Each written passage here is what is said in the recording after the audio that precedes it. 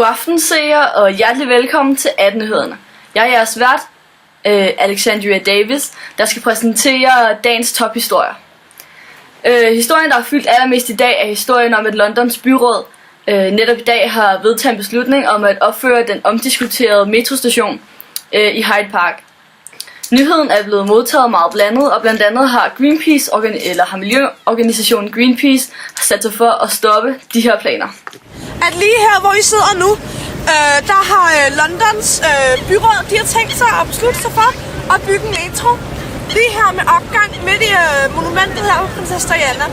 Prinsesse Diana ville have det. Ja, de har simpelthen tænkt sig at ødelægge en af Londons sidste grønne pletter og ødelægge naturen fuldstændig. Og det er en fuldstændig sindssyg beslutning. Fordi at naturen her er så vigtig for vores by, så det ikke bliver sådan en betonhelvede med larm.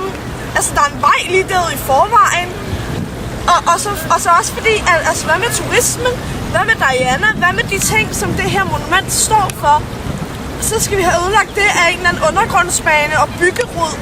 Altså, det kan måske til at tage 5 år eller 10 år at bygge det her. Kan de ikke bare gøre det over på Rådhuset, så fjerne Rådhuset i stedet for? Ja, altså kan de ikke bare få det kapitalistsvin til at rive deres tårn ned, og så bygge en metro der i stedet for? Jeg kan simpelthen ikke se problemet, altså. Vi har tænkt os at sidde her, lige her, hvor vi sidder nu, indtil de simpelthen besluttes for, at det er en dårlig idé. Senere på eftermiddagen kommer omkring 1000 mennesker, og så camper vi her. Og laver måske et lille bål med noget biodynamisk mad og sådan noget. Nej, vi laver ikke god udlægning. Ja, vi laver også lidt grill til engangsgrill. Det vi snakker om, ja, det var at have en masse indgangsgrill. Ja. Så bare grille og hygge og spise en masse vegansk mad. Ja, og nyde naturen her omkring. Nyde den før den forsvinder. Nyde den før den bliver taget fra os. Nyde den før at dem der bestemmer over os, autoriteterne, at de tager Londons natur fra os. Det er her i Hyde Park, lige der hvor Prinsesse Diana monumentet ligger, at det er meningen undergrundsbanen skal have sin udgang og indgang. Stedet, der ellers er meget besøgt af byens turister og borgere, vil være byggeplads til omtrent år 2025, hvor den regnes færdig. Men Greenpeace bekymringer om de miljømæssige omkostninger er der taget stilling til. Den prominente arkitekt Kelsey Oakley, der er hyret til at udføre metrostationens design, er netop kendt for sine grønne visioner og ser meget frem til projektets start. Selvfølgelig sådan et omfattende arbejde, og det er jo et stort projekt, kan man sige, men altså, det bliver bare, altså, selvom det er stort, så bliver det bare rigtig fedt ligesom også at kombinere noget af naturen, fordi de ligesom er i Hyde Park, at den her station skal være så. På trods af kritikken glæder borgmesteren Catherine Winfield sig til projektet skal søsættes og ser kun muligheder i beslutningen. Den her undergrund vil også være rigtig godt for Londons infrastruktur.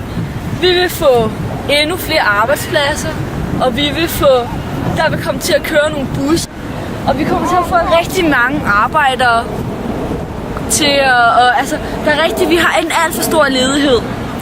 Men ved at vi får bygget den her, så får vi lidt gang i væksten.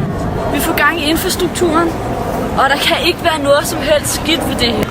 Ifølge Greenpeace leder Reba Jefferson giver organisationen ikke op uden kamp. Borgmesteren skal ikke regne med, at succesen kommer let i dette tilfælde. Vi er nået til et punkt i den her sag, hvor der er nødt til at blive gjort noget. Der er nødt til vi er nødt til at komme til handling.